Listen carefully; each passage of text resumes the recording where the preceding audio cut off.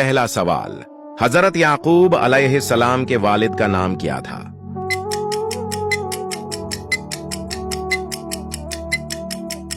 जवाब, हजरत इसहाक अलैहिस्सलाम। दूसरा सवाल, क़ियामत के दिन सबसे पहले हिसाब किताब किससे लिया जाएगा?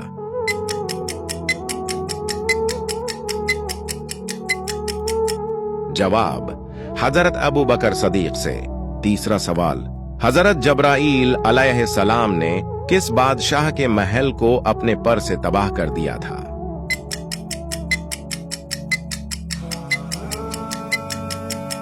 जवाब, फिरौन के। चौथा सवाल, क़ियामत के दिन औरत से दूसरा सवाल किस चीज का होगा?